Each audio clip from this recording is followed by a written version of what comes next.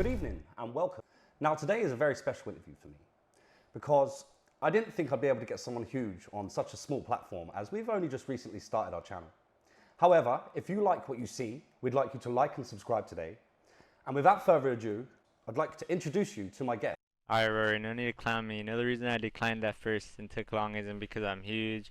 Only reason I couldn't do this sooner and why it took so much convincing is because I don't rather see myself as a spectacular person. I merely went through abundance of unique experiences that catered me into becoming a unique individual, and I believe everyone is capable of doing that. I don't know, I mean, it took a lot of convincing, but I mean, we're here now, so we're gonna get it going. I've wanted to do this interview for a little while now, and I think I've got some good questions today. Some questions that people would like answers to. Well, first, for those of you at home that don't know me, I'm just going to assume the questions he's going to ask me are going to be about my childhood, the situations I had to persevere through. I mean, I'm just assuming this because that's what's most notable about me. We're going to go over a few subjects of, your upbringing, where you started and everything else. And then we're going to later move on to the more modern sort of stuff. Cool. Without further ado, let's go. So let's start from your childhood and your family life growing up in America, because obviously I didn't know you then, So first off, your mum was... Well, my mom, that's a strong first subject, Rory. I like how you operate. So, yeah, my mother, well, I mean, she gave birth to me, so I'm tremendously grateful for that. But other than that, she never really did anything in regards for me, only in regards for her gain. I want to make this very clear. For me as a person, I never harbored deep hatred towards anyone that wrongs me, for I know the world is an evil place, and some people aren't strong enough to not succumb to the evil. Most people are a product of their environment. I even have my own saying. It goes, you're either going to grow from a situation or succumb to it, and I choose to grow. But as for my mother, she didn't care of our well-being whatsoever. Only thing she cared for was sabotaging my dad's life and clubbing, basically. So she even tried to manipulate me into hating my father just to hurt him deeper. But even as a 6-year-old, I saw through this. I saw through all this, Rory, with my own eyes. My own eyes couldn't lie to me. I knew the truth because I seen it all despite the court not listening since I was merely just a child. I stood strong despite my child support worker not helping for shit. But I knew in time that the truth will come, because the truth always comes out, Rory. Okay, so obviously you were very young at the time. So where was your first school? So I thought you were from Illinois. No. So I was in Oxnard, California, then jumped to Los Angeles, California, and went to school there. I was like however old a third grader is, because I remember my favorite teacher from that school the school was called 3rd Street Elementary in Los Angeles, and favorite teacher is some guy named Mr. Yaoshi. That's how I know I was in 3rd grade, because he's my 3rd grade teacher. Yeah. Okay, so let's talk a bit more about your upbringing in America. So did you have a nice family home? Did you live in a nice area? Did you go to a nice school?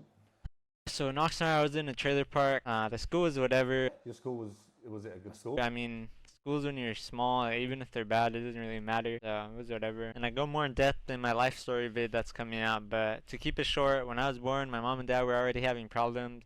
So my mom moved us with her mom. Like, my mom ended up filing child support and she got child custody. So she moved us with her mom to the trailer park. So I didn't really have money, like, at a young age. I remember when we moved, when we moved from the house we were at to the trailer park, I'd have to give away my toys just because my mom said I had to. Like, she said there was no space in the U-Haul to take it, so she would hand them to other kids walking on the street in front of me.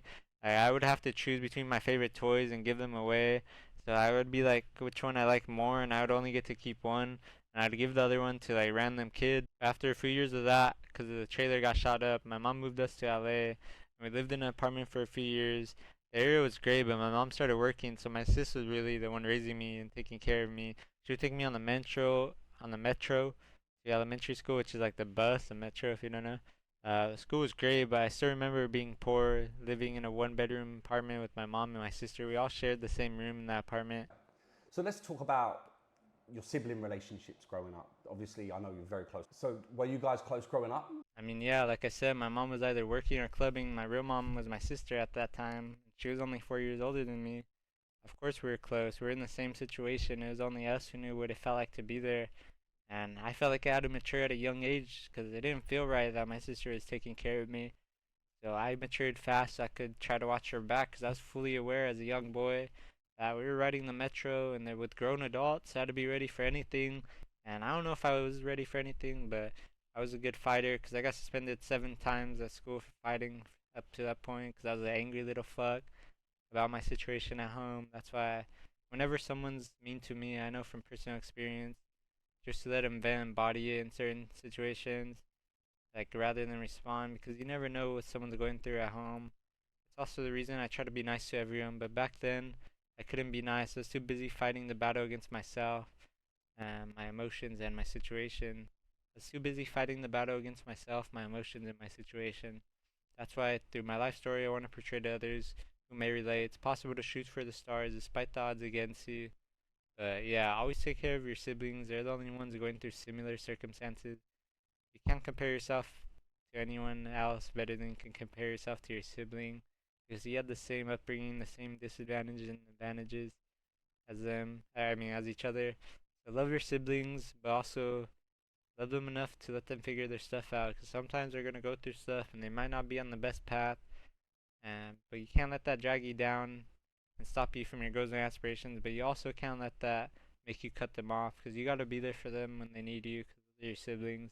You only get one or a few of those. That's a common trait across every sibling, relationship in the world. But let's talk about when did you start playing? When did your dad get you to start playing? That's an interesting question, Rory. I love the way. That's an interesting question, Rory. The way we were going, I didn't expect this, but I guess I should have since it's a part of my life and it has been for a long time now. And I also do want to play games for as long as I can. I love to compete. So it all started when my dad bought me a PS3. Well, he had bought me a PS2, but then he bought me a PS3. So since I could never see him, the only way he could talk to me was via PS3 party chat. And he got both of us Call of Duty, so we would always play. And I fell in love with gaming instantly. It was escape from reality. I grind to take my mind off the bullshit out of my control. I remember even being up like 24 hours on days, like 24 hours plus for sure, playing Modern Warfare 2, grinding Master Prestige. I was a gamer and I will always be no matter how old I get. Even if I have arthritis, my hands are shaking, I'm still going to be grinding. Crazy. So you went to school, elementary or whatever the school was called, and then after this, your mum and dad had a breakup. They broke up. What age were you then? Well, actually, Rory, my parents broke up before I was even in elementary school. They were already having problems. I was 4, probably when it started. Again, I talk more about it in my life story vid. Check that out if you're interested. My next question, you moved when you were very young. Did that have a big impact on you as a child? Of course not, Rory. I was able to make friends really easily. Honestly, I don't understand how with the way I looked. I was finally with my father, so the worst could happen, and it did, but that didn't matter because I was with my pops now, so it gave me endless energy and power knowing I made the right choice to choose my father, despite my mother sabotaging his career and putting child support on him, leading them to seizing all his cars and everything he owned. So we didn't have nothing, and we were on welfare, but I lied because we did have something. We had each other. That was strength enough to go through anything. Poverty, shyness of a new school, going mid-year, when everyone already knows each other. Like, fuck that shit. I body that shit if it means I'm gonna be with my pops. Like, having to wear the same clothes every day, fuck it. Rather do that than not be with my pops. Like, framing my mind like this at a young age is how I survived through thick and thin. How did you become so articulate and so knowledgeable? Well, if I had to go back and analyze my life, I never really tried in school. I was too busy in life, like too busy with life. But I was always observant of everything going on around me, and I was always good at learning from mistakes, not only of mine, but those of others too. I've learned from my father's mistakes, of choosing the wrong woman to pick. Where did that discipline come from? Because obviously your dad was in a right, your mum was with you guys. She had enough on her hands trying to raise kids by herself. That in itself's a task. Where did you get the discipline to educate yourself, and make yourself that? Did you read a lot of books? Books, Rory? Nah, sorry to burst your bubble, mate, but besides the accelerated reading program, whatever you had to do in elementary, where you had to read a book and take a quiz, I did that, but I read Diary of the Wimpy Kid and Big Nate books. There wasn't much knowledge to decipher from those. In middle school, I either cheated on those quizzes or I didn't do them at all, so I was in books. I got my discipline to educate myself through, like I said prior, being observant. I seen all the sacrifice and turmoil my father went through, he was going through at the time, so I had to take it upon myself to become something. It was just engraved in my DNA. I won't just sit here and cry from all the shit I've been through. I won't give up. I'll never falter. the worst can happen and it will have the opposite effect. It'll make me go harder rather than make me weaker. I can't say the same for most people at your age, Yeah, I don't know. which is why I asked the question, like what made you choose that different path? Hold on, Rory. I feel seizure. Control my mind. Fuck, Rory. I can't control this thing. Fuck. Rory, hope you wouldn't see this. Sorry, bro. Alright, I controlled that shit. It's gone now. Go. What were we talking about, Rory? You're saying, something about. Oh, yeah, honestly, you have to give credit where credit is due. It wasn't all me. I was on a dangerous path, letting my emotions control me, fighting anyone who angered me. Remember, 7 suspensions by the 3rd grade. And so it was my dad. He was my superhero. My mom would go through tremendous lengths despite him manipulating him and the core at every corner. And still to this day, that's why it was so clear to me. I saw the sacrifice my dad was going through, and he still fought to get custody of us. Despite him being at his worst point, he never gave up on me, so now I could never give up. Damn it, Rory. There were times when you guys were struggling, right? Rory, struggling. I'm not usually one to admit it. I just deal with it and keep going because I'm still struggling. Now, that's a strong word because struggling means you're going through hard times, and like I stated prior, as long as I'm with my pops, there's no such thing as a hard time. The hard times were before when I didn't have him. Instead of struggling, I'd use the word surviving because that's what I know. That's what I was growing up into. What I've been doing because I would sell sodas, chips, and burritos just to flip the food stamps into cash. Ask anyone I went to school with. I was always hustling.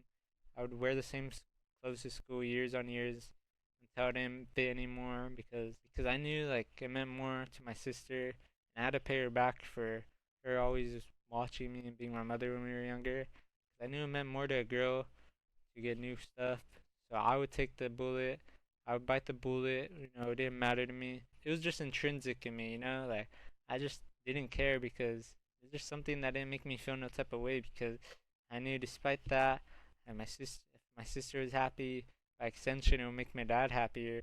So when everyone had back to school, new clothes, I probably had enough outfits for the first 3 days. But don't feel bad for me because I never care. It tore my dad up. I could tell it made him feel some type of way that he couldn't provide everything to us that he wanted to. But I was satisfied just being here with him.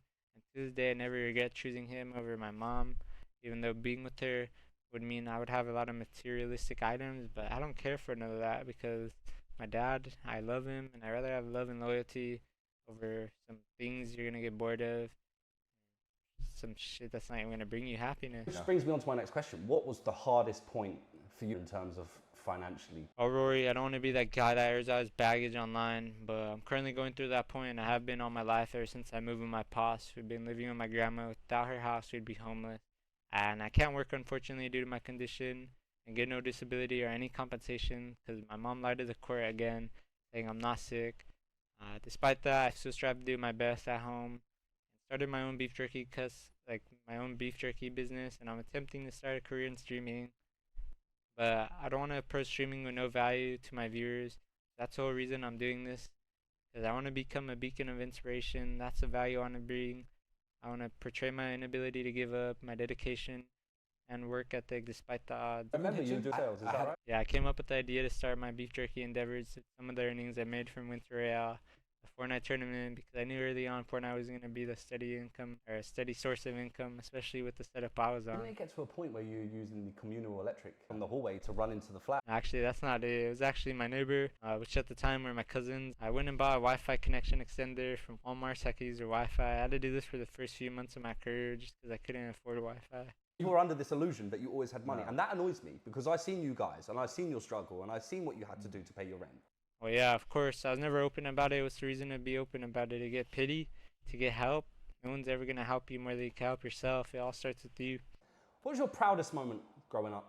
Proudest moment growing up? Well, my proudest moment is probably choosing my dad or my mom. But other than that, I think I'm living in that era every day. I have proud moments. I'm proud I try my best despite 20, 30 seizures every day. They're out of my control. I'm proud in the way I carry myself, and I'm proud in the man I'm becoming. Excellent. I'm going to round it up. I'm going to say, look, I know who you are as a person. I know your family. I know your true characters. I've known you for a very long time. And whatever happens, I just want to say thank you for letting me ask you these questions today. You didn't have to. Which reminds me to say, if you have liked what you've seen, please like and subscribe. And thank you guys for watching. Thank and you, we Rory, will for see you on having the me. next God episode. bless. Hope you have a good day, and everyone watching. Peace.